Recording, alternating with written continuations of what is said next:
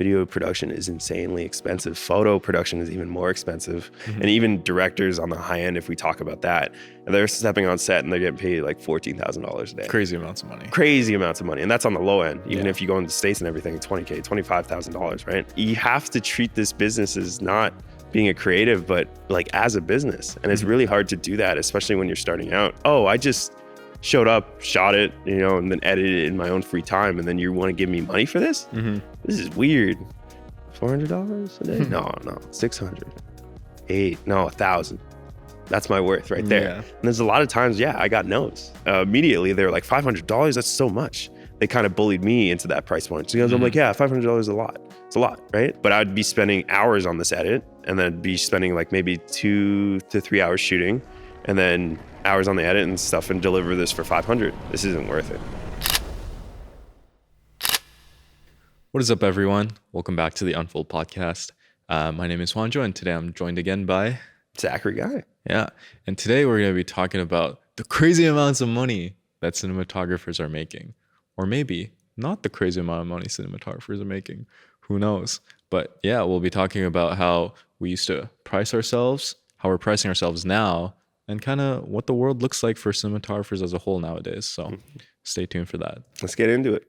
I've heard some crazy stories in my life where certain cinematographers, probably like the top of the top, but they're charging like crazy amounts of money, like exorbitant amounts of money, like unfathomable amounts of money, like on a per project basis, right? Yeah, of course. I feel like that's very difficult to even perceive when you're starting out, especially when you're at a level such as a beginner or something like that. When or you're even myself too. Yeah.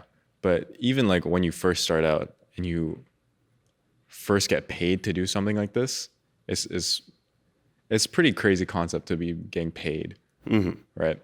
So do you remember the first time you actually got paid to do a project?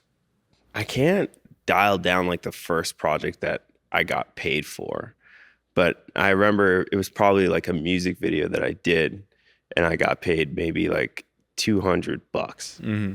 Something in that around 250 or something like that. And then I'm like, what? Because, at the time, like I transitioned into my video business, into videography, into being a cinematographer very slowly. Yeah. Because the realistic thing when it comes to cinematography or even getting in this creative field at any point is that you're going to need to spend a lot of money to make a lot of money in the future. But it is definitely a long game and we can't just, go at it from the beginning.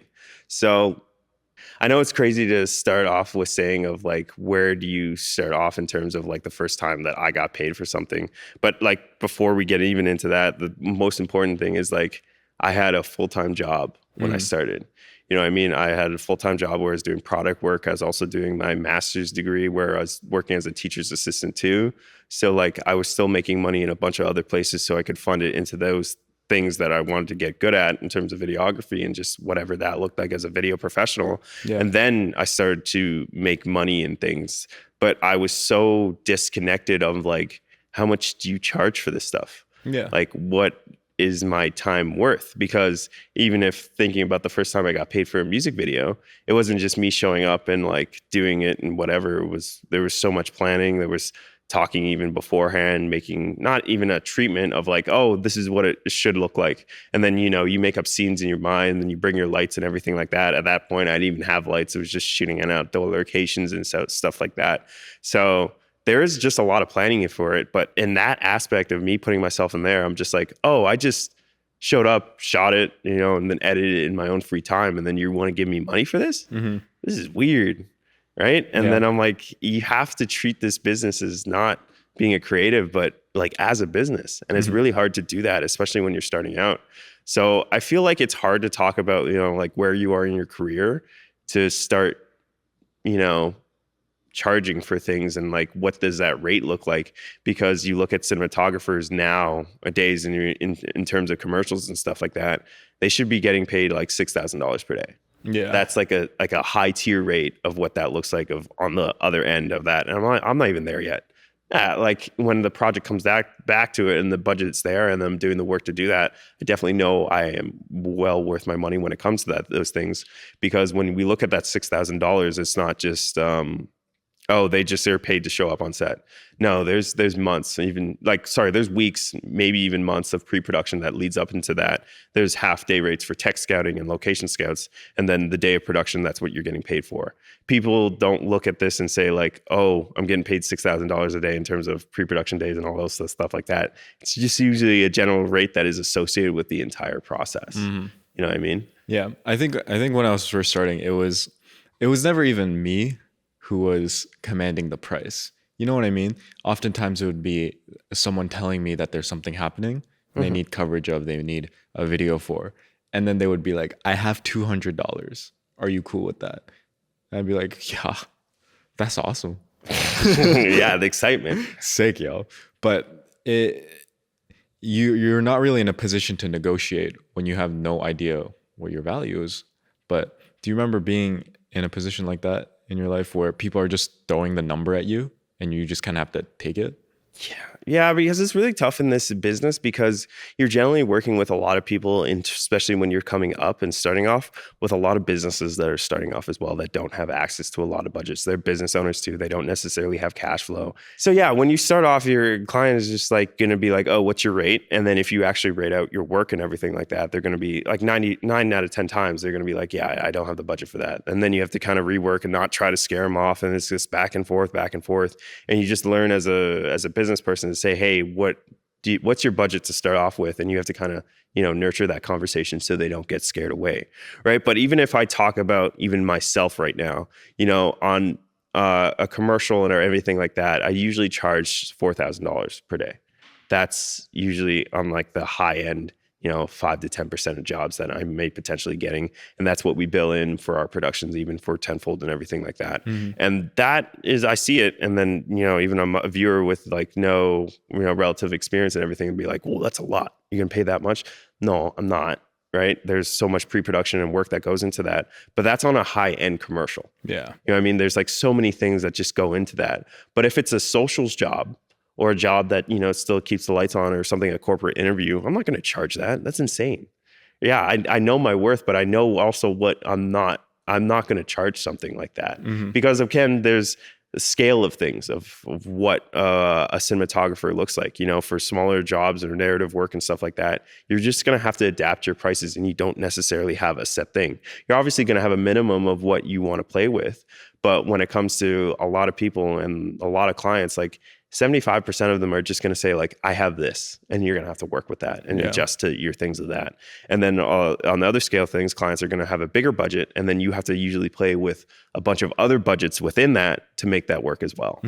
Yeah, it was always a tough thing for me when I was first starting to price people and giving them quotes and stuff like that, especially when you don't have a benchmark for what you think you're worth, and you have people in your ear telling you like, oh, don't undersell yourself. This was like a big thing when I was in school. People would be like, if someone is undercharging you, don't take the job because you're going to ruin it for the rest of us. But at the same time, I'm like, that's easy for you to say, Mr. Professor Man. Yeah, of course. With your sunshine list. Yeah. But I feel like, to just add on to what you said is like, yeah, don't take the job. And you're like, but I got to start somewhere. I got to do something. Yeah. It's just like, you're not just going to have all this knowledge that you necessarily don't put into practice yet, and you don't have this experience, and you don't have the bank of work to be like, yeah, I cost this much. So it's like almost like ignorant to say like you know your worth, you can't take that job. No, you're gonna have to like take hits in terms of budgets and things like that just to build that portfolio, to build those experiences, because at least you have an opportunity to look at like that. And if you have that positive mindset towards those things, I feel like that goes a further way than just shutting things down. Yeah. Hey guys, it's Zach, and I hope you're really enjoying the conversation.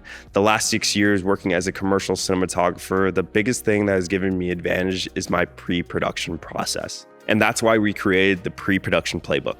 This course includes an entire walkthrough and the documentation for my entire pre-production process, from director alignment all the way the day before your production.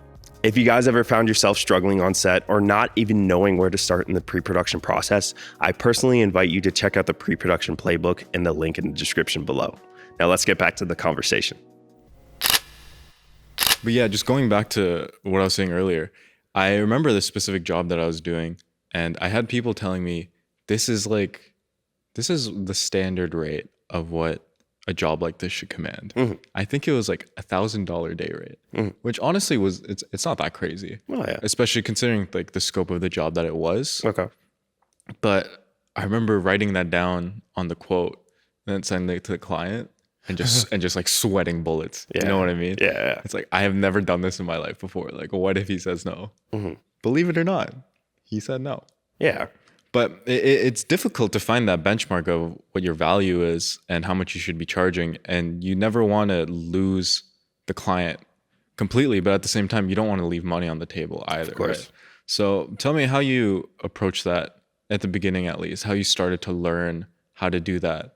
Yeah, because right now it's completely different in terms of how the business structure works out. But like me talking about it as an individual back in when I had a videography business, I ran into that problem all the time. Yeah. Where you're like, you have a new client, they're like, not even a reoccurring client and stuff like that, of being like, hey, we want to do this, and this is the scope of the project. They iron out all the details for you, and then you're like, $400 a day? No, 600, 8, no, 1,000.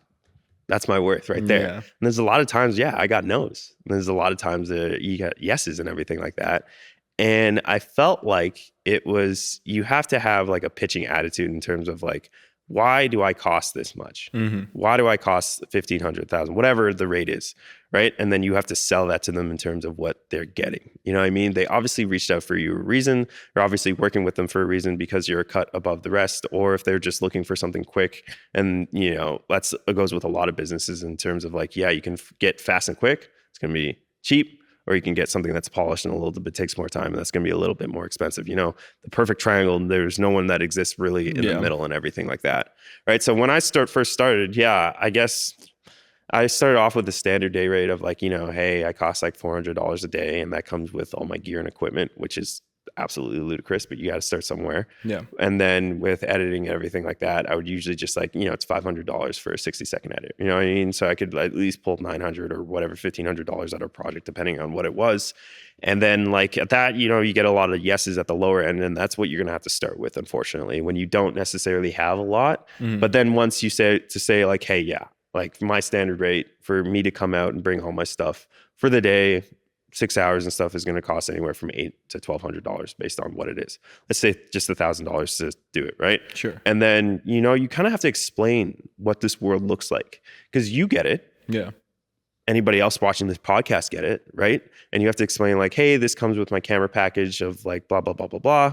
And this comes all with all my lights and everything like that. You're obviously not going to put numbers associated with it, but you just say, hey, usually things for like my camera alone cost $500 a day. Usually if I'm bringing out all this lighting equipment alone, it's going to cost $400 a day. And then me, myself as an individual, I'm going to come out maybe $4,000 a day.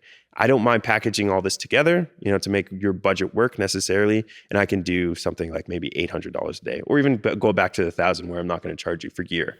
So you have to say like, hey, here's the realistic value of what my stuff is worth and everything like that.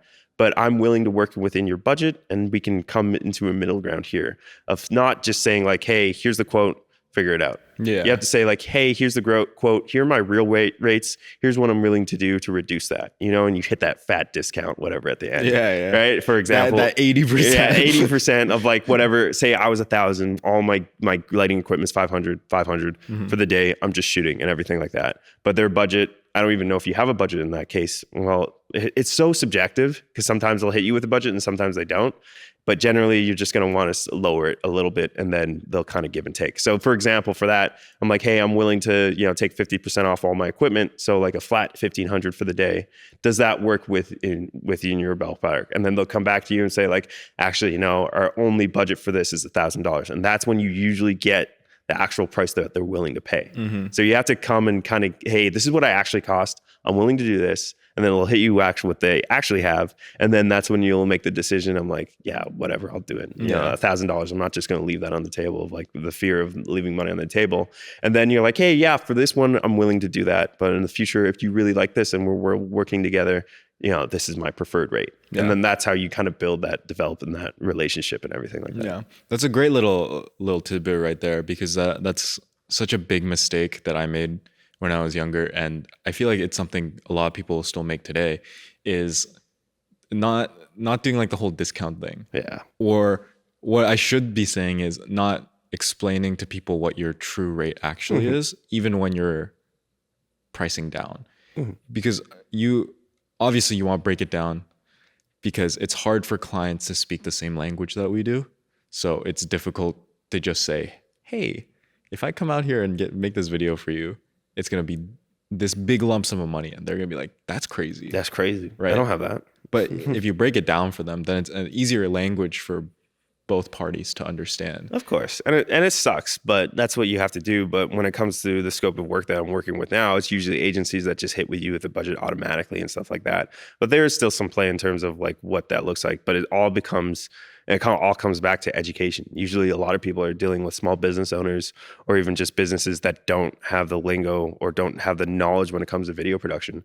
Video production is insanely expensive. Photo production is even more expensive because of licensing and whatever. We're not even going to get to that. But like with video, there's such a knowledge gap to just the average person, because I get it. Yeah. You know, they understand. And then like when we watch movies, you know what I mean? I was recently watching American Gangster a while ago with my partner, and then I just had to pause the scene because they shot it in Bangkok, and it's just a wide shot of a market, and I'm like, that shot probably cost maybe $100,000. Yeah, you got just that one shot, close the street. Maybe they rebuilt the market in a soundstage. I don't even know, or anything like that. Even that, right? Obviously, this is a totally different from videography and like cinematography when it comes to that stuff.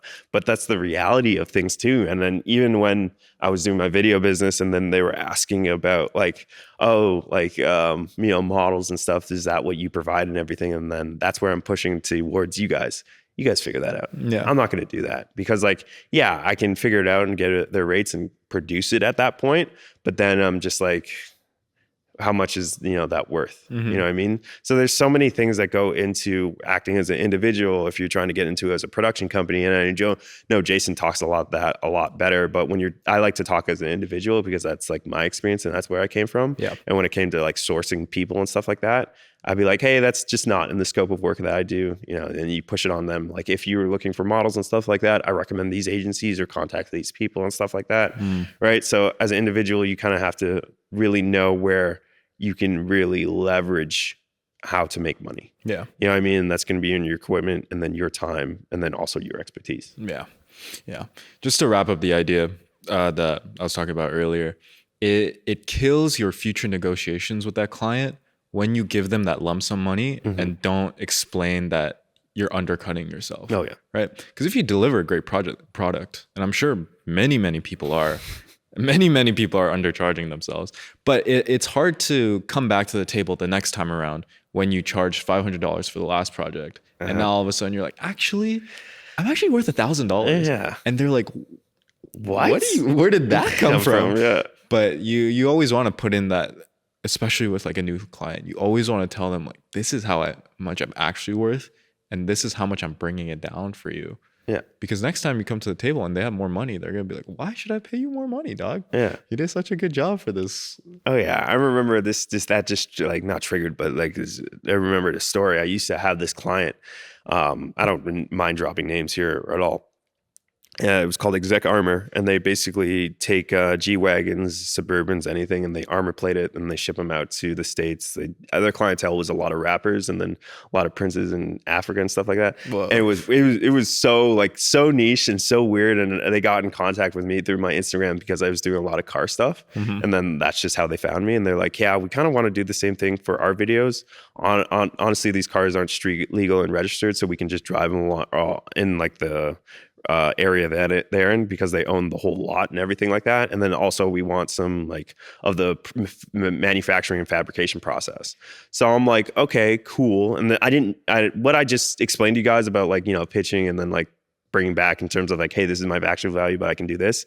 I didn't know any of that. So I was just like, yeah, we can kind of do our first video of like for $500. And that was like a big ask for them. They're like, $500 for a video? For what? And then at that point, I'm coming with my A7S III, no lighting because it was just capture, and then we're outside and everything. Yeah. We just picked a good day, and then that's when I was building out my car rig stuff. And then like I would attach the at the beginning, I just used my skateboard and I'd just get nice shots of the car and then shoot everything in reverse and kind of figure out the cheap way. But I'd be spending hours on this edit, and then I'd be spending like maybe 2 to 3 hours shooting, and then hours on the edit and stuff, and deliver this for 500. And I'd be like, oh, this is great. Like I can just do this like, you know, once a week and everything. Like that's $2,000 a month. That's pretty good on the side in terms of what I was doing, because that wasn't necessarily my priority. It was just like making cash on the side. Yeah. And even though I was putting probably 10 hours of work for this one thing for $500, again, that's $50 an hour, but still, you know, I mean, it's still not enough for what I was doing. And then that developed on later on where they were like asking for weekly videos and everything like that. And it was still $500 a video. And then at that point, I had my car rig. I would bring out an assistant and everything to drive the car around. And they started getting a much more premium quality product, because I was developing what I was doing. So I was learning them and using them as experimentation, but they were just getting this thing. And I'm like, this is not worth it anymore. Like I'm like, this $500 is not worth it's not worth the squeeze, because I'm doing way too much.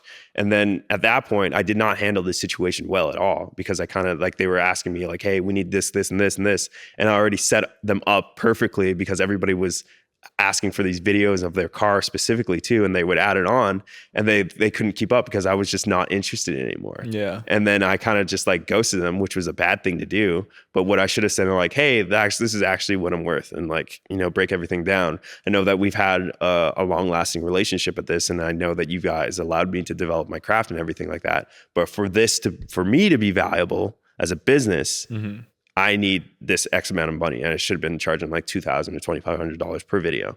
And I know the type of money that they were making. I know like the employees that they had, like the cars that were coming in and out. And I'm like, why didn't I charge that much?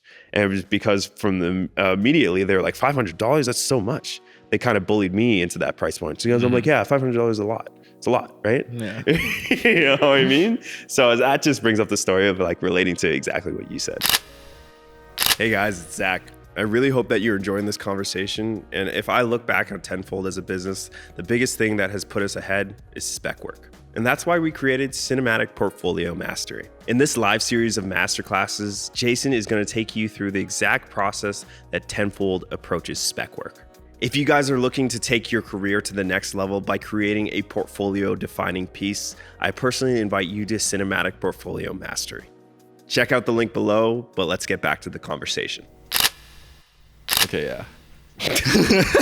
Yeah, so now kind of fast forwarding to where I'm at now, even like it's tough to talk about it because I'm in the position where it's very unique and all. I feel like a lot of people are in this position too, where they are part of a production company, but they're working with a lot of other people. In this case, there's 3 founders of us, and then we kind of split up and take on project by project.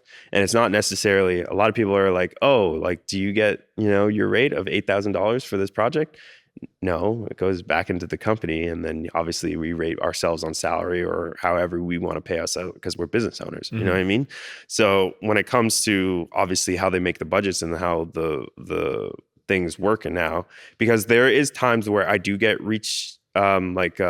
people do reach out to me in terms of work, and then I just run it through Tenfold, obviously, because that's like my main source of income, and that's how the business model works. Yeah. Right. So if somebody were to reach out to me, a producer and everything like that, I would identify what the scope of the project is. Okay. Right. Then I'd immediately, if I'm the one handling it, it really depends on the situation. I'd pass it off to Adrian or Justin, who are producing the project, in terms of working on the budget and what that necessarily works like. But if I don't have that middle end, because a lot of people probably don't, I'd identify what the scope of the project is. Like, what are you guys asking for? You know what I mean? What is the project? Is this a big boy DP job where it's going to be I'm going to be sitting on a dolly all day, or like a technocrane or some whatever that requires like my top level skill, then that's when a higher rate comes out, $4,000 to $6,000 depending on the project. Sure. But if it's something that's like a socials job that still has my expertise of what a commercial branded content looks like, you have to really adapt what that looks like per the job. And it's really hard to do because you have to see what is involved in the pre-production process. And that's feel like where a lot of the main work is done. Yeah. That's where you're going to be doing a lot of research, aligning with the director, what the look is like and everything like that. And I remember I was recently reached out by a company to do a job for Decium. And then, hey, I said, this is my rate and everything. And they're like, oh, we only have a budget for like $2,000 to bring you on. Yeah. And then they're like, whatever rate. And it wasn't whatever weight I wanted for my camera and anything like that. They're just like, hey, here was allocated for camera, which was $500. So $2,500 all in. And then I have to kind of analyze it. I'm like, okay, I'm looking at the project. Is it worth it? Because now I'm going to be in a week of pre-production, even though it's going to be a few meetings here and there. Then I have to do some lighting diagrams. The thing that eats up the most of the time is that you're working on one thing for a little bit, and then you have to come back to it and come back to it and come back to it. And then you're like, I'm going to probably be spending 8 hours in this pre-production process. And then I'm going to have to, scout. That's another 2 hours. And then I have to travel times and everything like that. Is there tech? Is that another 2 hours and stuff like that? So I like to kind of look at all the time that's going to be involved and be very realistic with myself, including meetings and everything too, and be like, yeah, this isn't worth it. Yeah. $2,500 at where I am at the stage of my career. And then also like my obligations to the business as well in terms of like the YouTube channel, the course information and stuff like that. I have to really value where my time is. Obviously, $2,500 for a project that it was like a week in advance and not a lot of heavy pre-production is not that much. It was a good rate in terms of me as an individual, which is still all right. But the real reality of my situation is I'm not necessarily that. What I mean? I'm not just a solo person doing a lot of things. I have obligations to a business. I have other people to work with, and not necessarily do my own thing where I can. Right?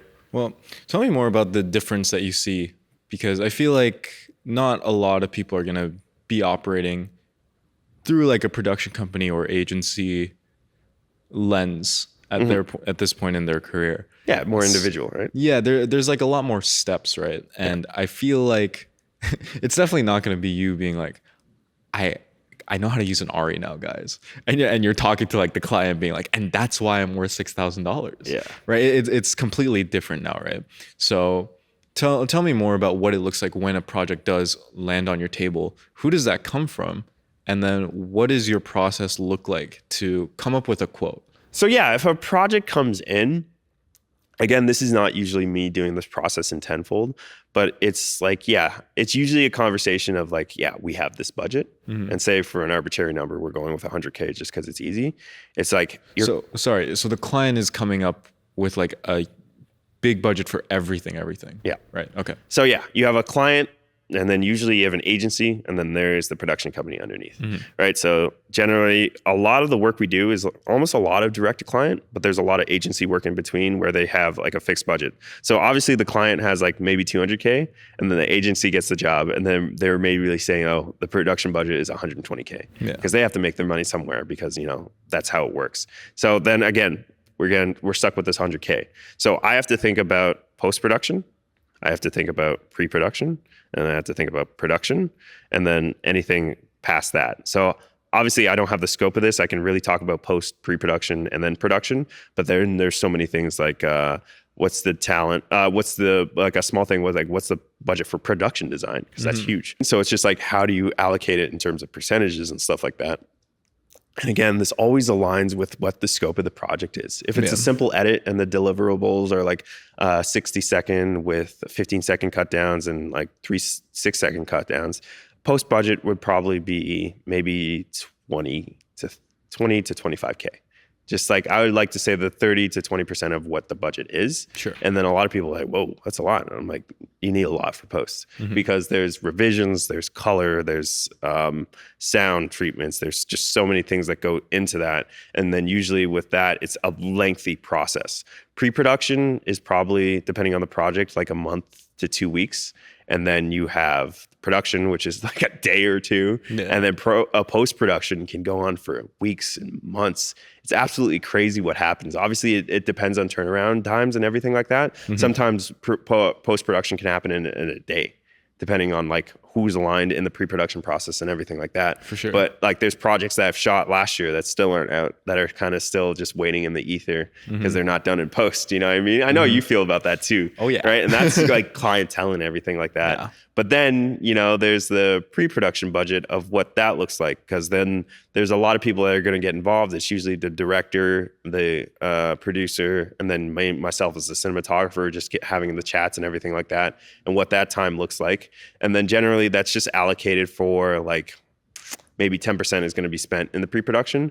But then you're only rated for things like tech scouts and location scouts, and that's usually half your day rate. Yeah. So say if my day rate for this project specifically is like, yeah, the lift is at the high end of what I do. So this is like a $4,000 job a day for me. And if I'm going to be on a location and tech scout, I'm going to be like, it's $2,000 a day. Right. And they were going to be like, and then this is a conversation between the producer and I, like, yeah, we can't allocate, like, it's a 2-day production plus a tech scout and a location scout. So that's $12,000. It's a lot for you. We can do 10. That's usually what happens when I'm having a conversation with a producer too, not even inside of Tenfold and everything like that. And then we allocate budgets to what needs more and everything too. Yeah. And then I remember when I was recently on a thrifty job and everything like that my partner Sophia brought me on, and I was working within their budget, because they were like, yeah, we want to make this work. And it was also an amazing opportunity for me as a director of photography. I'm not going to stick up my nose and say like, oh, you can't pay what I'm worth. No. Yeah. Right. Because it was an amazing opportunity. And then also I got to work with my partner, which is an amazing thing as well. And it's just like, I took the hit in that in terms of just getting necessarily paid for camera, you know what I mean? Stuff like that. And that's where you kind of have to play that role of not leaving money on the table, but also pushing in terms of like getting the production done, and then also knowing your worth too. So it's honestly a balance per project. Yeah. And I would love to say that I get paid X amount of dollars per project, but that's never the case. It's always very situational. And even directors on the high end, if we talk about that, they're stepping on set and they're getting paid like $14,000 a day. Crazy amounts of money. Crazy amounts of money. And that's on the low end. Even if you go into the States and everything, $20K, $25,000, right? That and that's money. Yeah, right? And that's like per day. And then also all their pre-production, everything's also covered and everything like that. And that's just like crazy top end. Yeah. So like we're obviously in the middle where we're trying to figure out what that looks like as a production company, and then even myself, right, as an individual, as a director of photography. And it's just like I've been as a director for photography the last 2.5 years, but I'm still at the beginning stages of that, where I can actually, you know, start saying like, hey, I have this portfolio of work, I have this website, I'm worth this much. And kind of take it or leave it. And then it's just like, yeah, I know we have the work. And then that's when they kind of play with you of like, hey, we only have this, would still love to have you on. Yeah. Because those are the conversations I'm having now. You know what I mean? And that just goes with the experience that you have. Yeah. Well, I think one of the biggest things when it comes down to negotiation is like the absolute biggest thing. You gotta say it with chest. Yeah. Like you gotta have confidence and truly believe your worth and your value, right? And oftentimes that does come down to understanding what you are doing as a filmmaker or cinematographer or whatever you do. You got to really know that checklist that you hit to justify this price point. And I'm not asking you to put down like a number for me about what like your ideal rate is going to be for every single project. But for yourself, when it comes down to it and you are charging like your top dollar, what is it that you would say you do to justify it, even to yourself, that I'm doing all of this work, I am worth this much, all my days and time is worth this much? So that's a tough one, because I don't like to look at it as like, oh, from a technical standpoint, I can hit these looks as a DP, because I already have all these, like I have basically a Rolodex of work right now that I can say like, hey, are you interested? Like we want to hire you for this project. Do you have anything that aligns with that in your work? Yeah. And I'm like, oh, I'll send you these 3 pieces that align with that look. That's our technical know-how is there. But I feel like the way I present myself mainly as a team leader, especially when it comes to my crew and the pre-production process, and then also how easy I'm to work with, because I understand all facets of production, and that's helped obviously, building Tenfold as a production company with Justin, Jason, and Adrian is just like we understand everything that goes into it. So I'm very easy to work with to make things work. And I'm not like, oh, I need this. I need X set of lights. I'm easy to work with in budgets because I understand how things work. And obviously to that point, and just like how I present myself in the pre-production process in terms of like communicating to the rest of my team. So I don't have to make the production companies, I don't waste their time. I don't waste time on production. Yeah. And then also I don't waste their money. It's just like, hey, I'm worth this because A, I'm going to make you guys look good. I'm going to hit the look that the director necessarily wants. I'm going to hit the scope of the details of this, and I'm going to try and make your life easier as possible. I'm going to be a team player. You know what I mean? And I feel like that's the biggest thing that puts me ahead. And then like in our course, the pre-production playbook, this is a perfect segue into that. I go over this like entirely of like, hey, this is the reason why I get hired a lot. This is the reason that because I present myself, I'm a good team leader. I have those soft skills that allow me to communicate, and I'm not hard-headed when it comes to things. And I am a creative problem solver. That's what I'm being hired as a director of photography. Because when it comes to problems happening in pre-production on set, everybody is looking at you. I don't know why, because you're the guy with the camera. They're like, okay, what are we doing, right? And even when it's simple art things or just like moving or shifting things at all, right? You have to come up with the creative suggestions because you have to see what the idea is, and then you're the one being asked to execute it. So I feel like, I know that I said a lot of things there, but if to summarize it, it's the creative problem solving aspect. I feel like I offer a unique perspective, especially with like my technical background in engineering.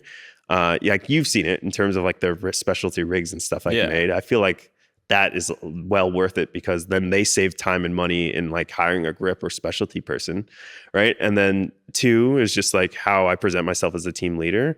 And then 3 is just how I present myself as a collaborator, and I'm easy to work with. Yeah. So it's not necessarily always the fact that you're like the best of the best cinematographer. It's like, oh, I can get the shot in like one take, right? No. It's never There's the so many technical factors, skills. you know what I mean? And it's just like, that's the least thing that I'm worried about. And it's not, doesn't come from a place of ego or anything like that. It's just because I put in the reps so many times where I know how to execute things. And then if that is outside of my boundary, I'll hire a professional to do it. Yeah. And that comes with like Steadicam and then just having ops. And then as a director of photography, I'm just like the person who's communicating to everybody and just focusing on the lighting and movement and trying to communicate that to the rest of my team.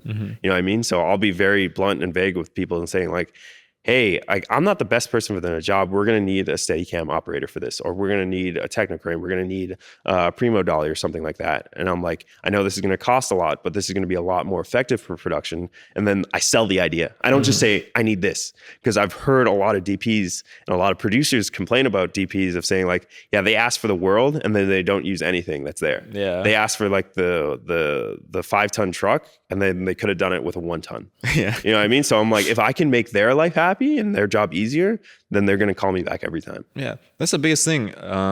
When you are scaling as a business and you're trying to get those big money clients, there like lots of people can get that look. Lots of people can hit those shots.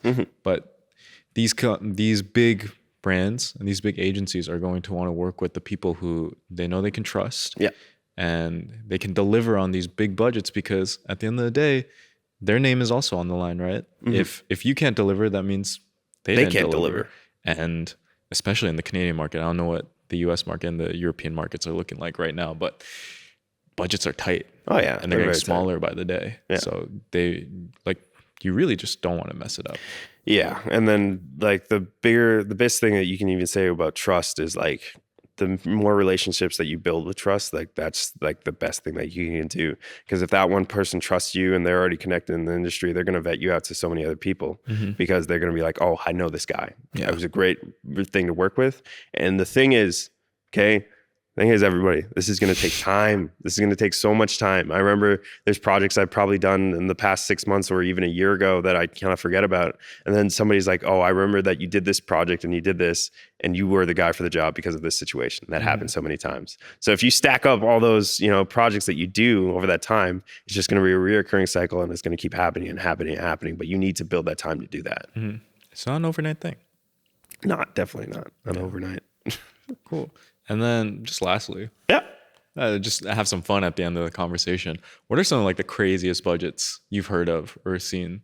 Like maybe not even like yourself No, personally, not myself, definitely. I've like, it's like headline budgets, if you know what I mean. Like I've seen like crazy amounts of money thrown around because like the budgets are just that big sometimes.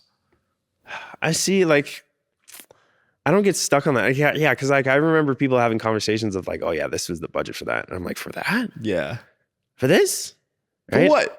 For what? Right? And then I'm like, that's usually associated with people that we hear in the States and stuff like that. Yeah. Like, because they have like access to a crazy amount of money. And then here in the Canadian, a lot of people come to Canada because the prices and everything are cheaper. And it's called piecework. We'll do it. Yeah, we'll do it. Like, for example, like, jobs over 100,000, like under 100,000, people in the States were like, "No, I'm not doing that. It's not worth my time." And jobs for 100K here, we're like, "Yeah, we'll do it. Easy money. And we will stretch backwards. We'll do anything to get that budget, and we, kill ourselves to make maybe 20 to 30 grand on that project in terms of profit margins." And then people are laughing at those budgets in terms of that because everybody comes to Canada because everything's cheaper. Yeah. So it's not necessarily that I've heard about like funny stories of like, "Whoa, that's crazy." It sucks where the market is right now, especially when it comes to Canada. And we're in Toronto, which is the hub. It's between Toronto and Vancouver, but it's usually Toronto when it comes to these things because that's just where everybody is, right? And it's just like, if you're not in the top 1% getting those crazy budgets and stuff like that, it's a race everybody's racing and everybody's undercutting each other. And it's just really hurting the industry regardless. You know what I mean? It just sucks. Well, on that note, yeah, that wasn't a thing to be a downer about anything. Like, there's still a lot of things happening, and then there's just a lot of like, that's the in between and politics associated with video production and everything like that. But we still do get a lot of video direct to client work, and that's why we're expanding like so many facets of the business, and we can't just rely on those things. You know what I mean? It's just the reality of what the world is like. Yeah, and you have to adapt. You sink or swim. You know what I mean? And then the people got to know. People got to know what they're getting themselves into. People got to know. Okay, great. Well, I think that was a very, very insightful conversation. Thank you for all your knowledge as always. Of course. If you guys like that episode, let us know. If you have any questions for Zach, let him know in the comments. And don't forget to check out the pre-production playbook. I know you've been spending a lot of time on it. A lot of time. Guys, this is my entire pre-production process from starting with aligning a director with a simple conversation to the day before and all the steps in between, especially when it comes to presenting yourself as a cinematographer to get you more work. So I believe that's live now. So go check it out. Check it out. We'll link it in the description, in the comments, and have a great rest of your day. Peace.